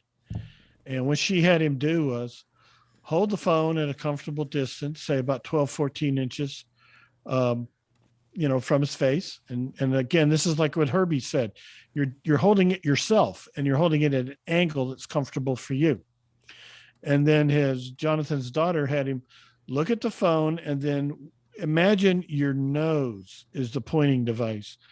Imagine your nose is at the center of a clock. So slightly raise your nose so that it's at the 12 of a clock. And then use your nose as the thing tells you to rotate your face. Imagine that your nose is tracing the face of the clock, and do it clockwise. And I think it tells you to do it, kind of slowly, but not too slow. And it will know when you've completed it. And then I believe it tells you to do it again. Forgive me, it's been a while since I've done it. I think both times it has you do it clockwise. So you might, try that yourself and see what happens. I followed Jonathan's instructions. I see enough that I'm dangerous. So I followed his instructions, and I was quite successful with it. And, if it doesn't work, try it again. And then I don't know how long you've had the phone, but give it a while, because the longer you use it, the more it gets used to you. Okay. Very good. Thank you, Brad, and everybody. No giving up here. No giving up. We're no quitters here. All right. This is Dan. Okay, Dan, go ahead. Before we leave that point, I'm a little bit confused. Does the attention feature have to be turned on or off? I thought it had to be turned on. This is All right, Brad. just to clarify. Go ahead, Brad. It does not have to be on. The attention feature does two things. Number one, when you go to unlock your phone, it wants your eyes to be looking at it to unlock. And like I said, I see a little bit, so I'm able to try this out, and I can hold it in front of my face and like be staring up and away and it won't unlock. But as soon as I put my eyes on it, boom, I feel the haptic. It makes a click and I feel the haptic and it unlocks. The other part of the attention, and when you go into Face ID and attention, I think there's 2 or 3. The other one is when you're doing something with the phone, like a sighted person is reading with the phone. I think it's different with voiceover. It looks to see that you're looking at the phone. And if you're still looking at it and you're like reading, like the Books app or whatever you might be doing with it, it sees that you're still looking at the phone. So it says, okay, you're still doing something. You're still here. And it keeps it from locking. If you've got your, lock timeout set to be a minute or 2 minutes or whatever, but you're doing something. And so that's the 2 things. The other thing is when you're a brand new user, and you're setting up the phone with voiceover, it automatically turns attention off. Now, that doesn't mean you can't turn it back on if you want it on, but I believe if you're setting all this up and you've got voiceover on by default, it's off. Hope that answers your question. All right. Thank you, Brad. Yes, we appreciate that. Yes, and this, we've kind of had this happen a couple of times when other people help somebody do it. It just doesn't seem to work, and we've had this happen a couple of times. So try one more time, and we hope it will help you. Go ahead, Chanel. Yeah, so I've also heard of people like moving the phone, and what you want to do is hold the phone out steady and move your face. And yeah, if you're totally blind, no eye movement control, you want that attention aware off. So all right, OFF. Just what Brad said. Thank you, Chanel. All right, moving on. Next topic. Who has a question? Somebody new. We're moving on. This is Sri. Okay, Sri and then Linda. Go ahead. Does anyone know where to find your backup of your Apple Watch to tell you when it was backed up? Right. Who has a question? Answer. Backup of your Apple Watch. Where is it? Where is it? Anybody? This is Herbie. Go ahead, Herbie. I mean, when you set up a new watch, it sees it from the iCloud. So is that what you're looking for? Well, this is Sri. Yep. Yes. Go ahead. So like your phone, you can go look to see when it did the last backup. Where can I find to see when the watch did the last backup? This is Brad. Brad. It's in the watch app and you can't really see it. The only time I've been able to find it is when I have repaired, paired my watch to my phone. When you unpair your watch, it does a backup. Okay, now it's time to pair the watch with either another phone or another watch with the same phone. When you go to pair the watch, you see a list of backups, and generally, I pick the most recent backup, and that's the only time I've ever seen them. And I have searched for them in the watch app, and I can't find them any other way. Just when you're pairing the watch. Okay. This is Terry. Go ahead, Terry. I've had to back up my watch a couple of times recently, and unfortunately, the only backups I ever see when I do that, and that's the only time I see them, are backups from like 2019. I don't see any recent one. And so if I unpair my watch, in theory, it's supposed to back. I'm so sorry, Terry. I accidentally muted you. I was going to mute someone else, and I very much apologize. So if you want to just come back in. All right. Yeah, we're Was it something I said? This is Marty. Okay, go ahead. Okay. Terry Ann, were you finished or no? No, I cut her off. Go ahead. Okay, go ahead. So I was saying when I recently unpaired my watch and paired it and either repaired it to that same phone or paired it to a new phone. The only backups I ever see, and that's the only time I'm seeing backups, is when I do that, but they're from like 2019. And in theory, the watch is supposed to automatically back up your phone when you unpair it from your watch, and mine don't ever seem to do that, and I have 2 watches, so I don't know if there's a setting somewhere that I'm missing, but the only place I've ever seen a list of backups is when you go to pair or to pair your watch with a phone. Okay, thank you, Terry. And Marty, go ahead. Yeah, with the watch, it's not as dynamic as the phone. And if you get notifications or whatever you get on your watch, usually they're on the phone. So I guess you can assume that your watch is backing up. You don't actually see backups like you do on your phone. But if you're getting messages and notifications on your watch, then you can assume that it's still mirroring your phone, so it's okay. All right, thank you, This Marty. is Chanel. Go ahead, Yeah. Chanel. I thought, did I imagine things, or did Maria say in the updates that one of the things now you would be able to manage is your watch OS backups?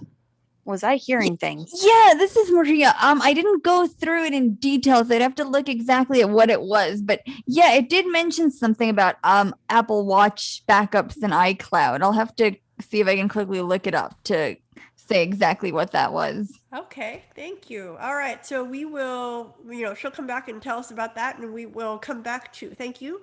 We're going to deal with Linda. What's your question? Yes, in the email settings, is there a place where you can have your emails disappear like after 2 weeks or something All right. automatically? Can you schedule your emails to be deleted? Who would like to help? Anybody? Have an answer for her, for Linda? This is Brad. Go ahead, Brad. You could schedule to have the trash emptied automatically. If that's what you're asking about, you can tell it to, empty the trash every month, every week, every 2 weeks. I can't remember what the intervals are because I like mine to be done manually. But that's the only one, not from your inboxes or other folders, just the trash. Just the trash. All right, Linda, unless anybody else has a thought. This is Sri. Sri.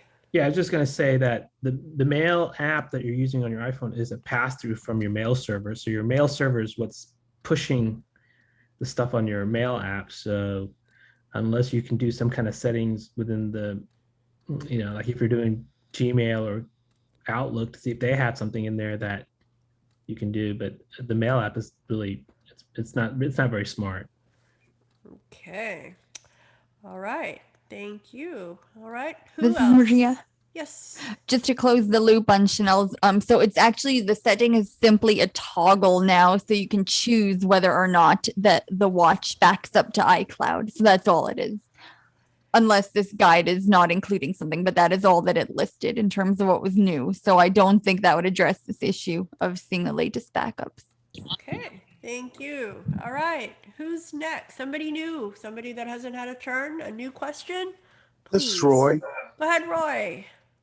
I may have missed this because I was eating something a while ago when Sri asked about it, but don't you have an option underneath your profile and settings to see every device and when the last backup was, everything that's tied to your Apple ID? Because I just went and looked, and I had my iPhone, my iPad, my iPod, my Mac. And if you double tap on that under your profile, it shows you when the last backup was. I would assume the watch would be there too, wouldn't it? All right, Sri. This is check Sri. there. Yes, go ahead. Sorry, it wasn't listed there for some reason. And I did see exactly what Terry was saying when I repaired it. And mine showed 2019. Okay, must be a good year. All right, well, very interesting. Okay, well, thanks, Roy. All right. Somebody new. Anybody new with a new question? New problem?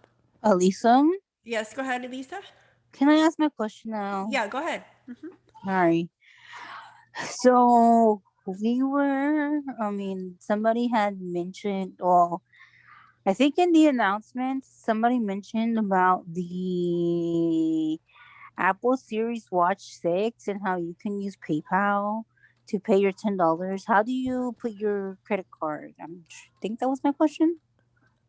Okay, so I guess your earlier question was about putting a debit card or a credit card. So Yeah, for the PayPal app for the $10 for the tickets.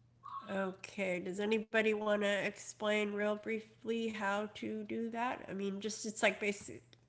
Who would like to explain that? Adding a card or This is Jerry from go Vermont. ahead, Jerry, go ahead. The best way to do it is to go into your Apple Watch app.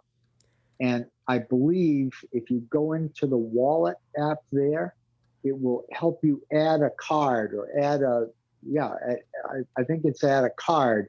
And your wallet is where you would pay that stuff on your watch. Well, hang on. Just to clarify, Jerry, she doesn't have an Apple Watch. She's just asking about the raffle for the Apple Watch. This is Jim. I'm Okay, sorry. that's off. Sorry, that's okay. Okay, go ahead, Jim.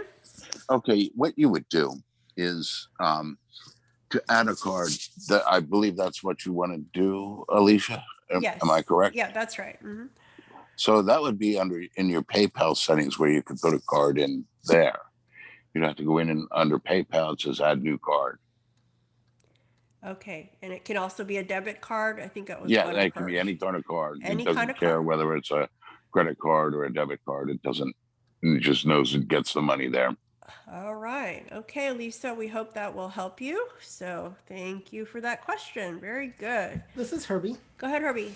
I don't think this has gotten mentioned, but and I know this is starting to become just as bad of a word as Facebook, but Clubhouse released a very interesting update yesterday for us voiceover users, well, among other things.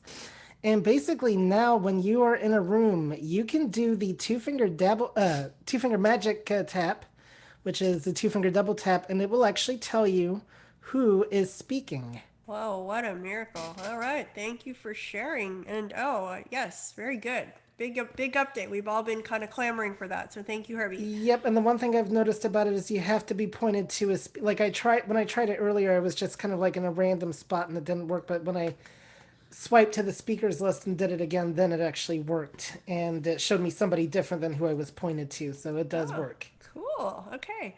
Michael. All right. Thank you, Herbie. All right. This is Terry. Go ahead, Terry. I think Michael, I think was first. Oh, Michael, sorry. Go ahead, Michael. Yeah, just on Herbie's comments, just to clarify, yeah, it tells you who's speaking, but it's telling you basically who's unmuted. So if there's multiple people on the stage that are unmuted, it's going to name everybody. Okay. So not necessarily who's speaking, it's just telling. Okay. But yeah. Okay. All right. Thank you, Ms. McCulloch. Okay. Terry, Ann, go ahead. Terry Ann? There we go. Okay. Did we do our 15-minute segment on Clubhouse questions yet? We've kind of dabbled in it. Do you have a question? Go ahead. I don't, but I just wondered if we had, well, I didn't hear you specifically mention 15 minutes of Clubhouse questions. That's the only reason I was asking. All right. If anybody has the Clubhouse question. This is Sri. Go ahead, Sri. So I just want to get a clarification on what Michael was saying. So is it that if your focus is on the stage of the participants, then you do a two-finger double tap to figure out who's speaking? I'm not really clear. Right. Yeah. Yeah, it could be focused on anybody on the stage or in the audience, and then it will two-finger double tap will tell you who's unmuted on stage. It's just Brad. Brad. Does VoiceOver just speak, or does a dialogue pop up with a list of people? It just speaks. This is Jim. Hold it. Michael got stepped on. It just speaks. Go ahead, Michael. What? Yeah, it just speaks the names. Speaks the names. Okay. The names of the names of the people on the stage who are unmuted. Correct. So it could be 1, 2, or however many. Okay. This is Jim. Long list, short Okay. list. All right, Kathy and then Jim. Well, it says the person speaking. I was trying it today, and like sometimes it does say two people, but it's the two that were in the conversation. It doesn't like randomly tell you who's all unmuted because, and it says the word speaking. You know, so it's really pretty cool. And somebody said in the beginning that you had to be on the list of speakers, but then somebody else chimed in and said, no, you could be on the screen, you know, on that bottom line too. So I'm not sure about that, but it definitely says the name hang and on. then We got speaking. Jim and then, okay. Sorry, didn't mean to cut you off. Sorry, I'm done. Okay, thank you. Jim, go ahead, Jim. Okay, what I found today when I tried it, it did announce the name of the person that was speaking at a particular time. Now, I do agree with Michael that focus is an issue because at one point in time, when I tried it and someone in the room was talking, it said that I was speaking. So I think, you know, it's probably a work in progress. Okay. Okay, thank you, Jim. Chanel. Yeah, so my fingers or my cursor's always at the bottom anyway, like at the unmute or the whatever other buttons are down there, and it works there. And what's great is that there, like today, yes, there were a few people speaking, but there was only maybe one person speaking and the other people had background noise. So it'll be great and valuable for moderators to be able to know who has background noise. Because it'll only say the people that, it's like the equivalent of the cited bubble or whatever that they see around people who are actually speaking. Okay. All right. So just by process of elimination, I guess you're saying if they're not speaking, then they're unmuted. Okay. No, I'm not explaining. Okay, that's fine. Sorry. Go ahead. Okay. Sri. So I'm still confused because are we saying if you do a double tap, it's going to focus on the person that has the circle on the person on the stage? It's going to announce. Oh, I'm sorry. Go ahead, Chanel. This is Chanel. Yeah, it'll say, so right now it would say Chanel speaking and Sandhya, or, you know, if Sandhya was talking at the same time, it would say Chanel. And you can do the 2-finger double tap anywhere. The only place people say it really doesn't work is when you're at the very top, like on the, you know, room actions and whatever, community guideline. But if you're in the speakers or on the bottom, sorry. Okay, go ahead, Herbie. Yeah, that's where I was at when I tried it at first, and it did not work. But then like I said, when I swiped down to where the speakers are, then it did work. You know, in my case, it was just one person. There was one person who was speaking, but there was multiple people on stage. But it did work, and yeah, just you do the 2-finger double tap, and it says blah blah blah is speaking. So okay, well, you all should definitely give that a try tomorrow. You know, especially at our iBUG Clubhouse event. iBUG Clubhouse mini buzz at 5 p.m. This is Chanel. Okay, Chanel, and then we're I think there can be people who are unmuted, but it's not going to announce the people who aren't saying anything, because you know you can have lots of speakers on stage, but I think it only announces the people that are actually making noise. Okay. Thank you. I think this topic is finished. Anybody with a new Clubhouse question, or we're going to move on? All right. This is Elisa with the Clubhouse question. Okay, go ahead. So whenever you update the app, it doesn't tell you whenever you update it, like what are the new updates. You have to go into Clubhouse to see the new updates. Is that correct? This is Sri. Sri, go ahead, Sri. I mean, you could go to the app. Like I typically go to the App Store and I just say, you know, Siri, find the Clubhouse app on the App Store, and instead of open, it'll say update. That's when I know I have to update the app. Okay. All right. Hope that helps. All right. Somebody new with a new topic, new question. David. Yeah, go ahead, David. I was curious. Does anybody have the air tags yet? Does anybody else have the air tags yet? Well, this is Maria. We did discuss them, kind of at the beginning of the call when we discussed iOS 14.5. Sandhya, do you want to take a question on them or? Yeah, we did talk about them but yes, to answer your question, David, yes, a couple of us already have them and we've tried them out and they're pretty cool. And they're, I haven't practiced a lot with them, but hopefully in the near future, we'll do a demo of AirTags. This is Sri. Go ahead, Sri. I did go to the Apple store a couple of days ago, and I did see the, I'm not talking about the tag itself, but the accessories. Mm-hmm. I will say that the Apple accessory is really nice, even though it was expensive. Just the way it was able to, especially the lanyard one that I tried out, it was, you could tell it was built pretty well, and it had a very secure fit. It looked nice, but I don't know if it's worth the cost of the tag itself. But I just wanted to say about that. All right. Okay. Well, thank you, Sri. All right. New question. Anybody else? I have a question. Anybody? New question? Okay. Hearing none. Elise. Okay, hang on, Elisa. Anybody else with a new question? Okay, I will pose my question very briefly. It's not a brief question, but I bought extra storage on my iCloud, and I have 200 gigabytes. And now it has, it says, well, you have you're full. You're about to your storage is full. You need to do something, upgrade or whatever. So I went back and I looked, and it says that I have 154 gigs of pictures. All right. So then, it gives you these options of I just got confused, or there was delete, or I don't know. I was a little afraid of what the choices were, but has anybody encountered that, and what should I do aside from getting rid of the pictures? This is Herbie. Go ahead, Herbie. So I encountered this, and what I did is, I went through my phone and really deleted all the pictures that I didn't want anymore because either I didn't know what they were, or they were uploaded to Facebook or wherever. And then what I would recommend if you really want to keep all your pictures is, instead of using iCloud to store them, use something like Google Photos, which has a free option that does have a lot more storage. It reduces the image quality, but unless you're going to be looking at it, that probably won't matter as much. So, because photos and videos are the biggies when it comes to taking up storage, both on iCloud and your phone as well. So, okay, thank you, Herbie. Appreciate it.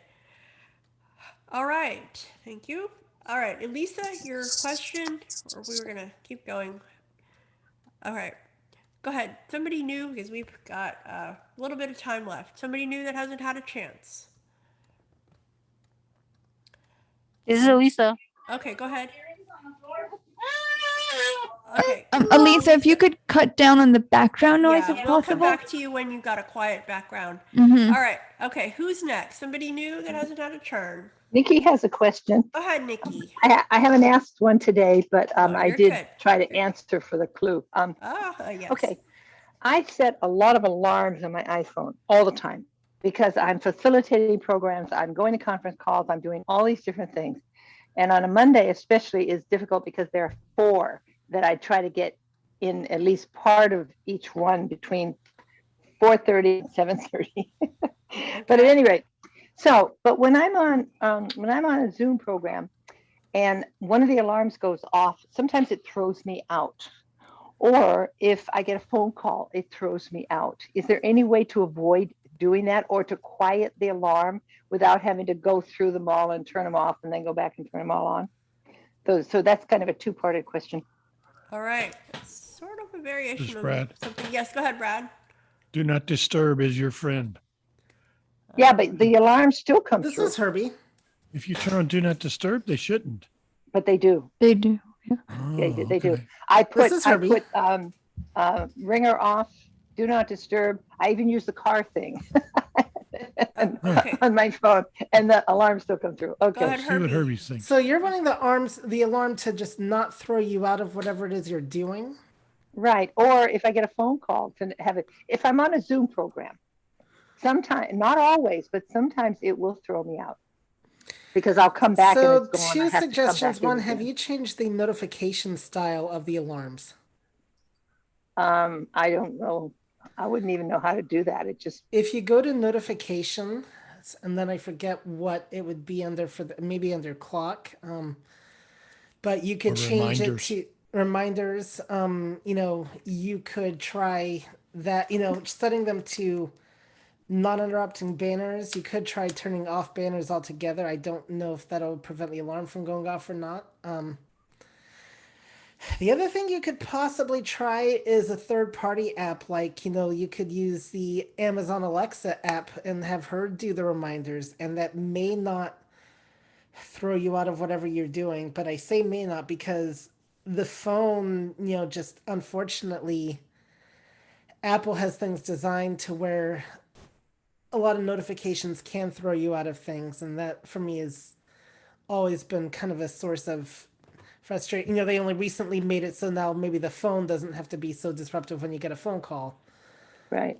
Oh, that's another thing. If I'm doing something, or if I'm either on a phone call or I'm on a program and a phone call comes in, the only way I can get rid of it is to hit decline. And sometimes if I press the volume button down, then it stops making noise, but it won't let me go back to what I was doing. If you click the screen lock button twice really fast, that'll automatically decline a call, and that'll take you back should take you back to the previous window. It'll either do that or thank lock you. the screen. Okay. That'll automatically decline a call. Thank you, Herbie. Brad, go ahead. Do not disturb should take care of those phone calls. Maybe not the other reminders that you set. Okay, the do not disturb does take care of those phone calls. But it doesn't take care of the alarms. Yeah. Do not disturb will definitely take care of those phone calls Maria. and This is Maria. text messages and things like that.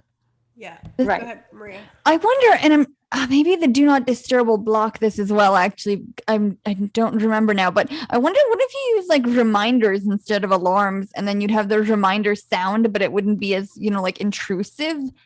So it wouldn't, throw in, hopefully like, the audio wouldn't be taken over as much as an alarm would be, I wonder. And in theory, you would still get that little like ding sound, like when it makes the reminders. But I guess it depends on what you're doing, if that sound will be like enough for you. That's interesting.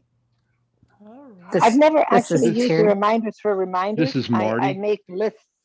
Anyway, go ahead. Okay, Terry and then Marty, and then we're gonna have to wrap it up. Go ahead, Terry. I think that if you turn on do not disturb, it doesn't allow your reminders to come through either. Yeah, that's what I was afraid of. Okay, all right. See, that would be okay. That would be okay because I don't want them interrupting when I'm on another program. Okay, all right, Marty. Let's see what Marty has Thank to you. say. That's something to think about. Yeah, this is Marty. I don't know if it's still available, but about 5 years ago, I got there's an app called TCL, and I got a little clock that would accompany that app.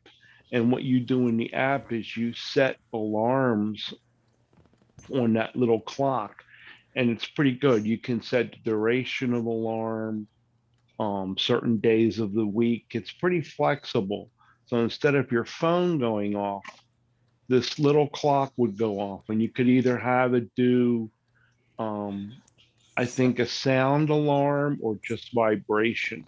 So it's a real clock. Oh my goodness! An honest. Yes, do you have to carry it around with you? It's not a clock. It's just an alarm. It was alarm. Okay. Yeah. This is Sri. All right, Sri. We're gonna wrap it up. Have you thought about snoozing it? Snoozing it. Yeah, but see, it'll still go off, and then if you let it do its thing, it will snooze. So I don't usually use that aspect. All right. But that's an interesting thought. Any final comments? Okay, we are going to have to wrap it up there. I hope you figure it out, Nikki. There's some options there for you. Thank you. This brings us, thank you so much, Maria, for helping me with tonight, facilitating in that amazing summary of iOS 14.5. My goodness. I can't wait for all those emojis. I'm really excited. So, all right. Just real quick, tomorrow Clubhouse Mini Buzz at 5 p.m. and then Star Trek on Thursday, and then the iBUG Night at the Virtual Movies on Friday. We're going to be watching Vertigo, and then on Saturday from 4 to 6, Apple iBUG Cafe. We're going to be doing what are we doing? Streaming apps. Streaming apps. So please come for And any mini and all buzz, of mini these. buzz, mini Yeah, mini buzz. buzz tomorrow. All right. So thank y'all and good night. Thanks for all the great questions and good night to everyone. Bye. Have a Thank good you, night, everybody. everyone. Night. Thank Bye. you.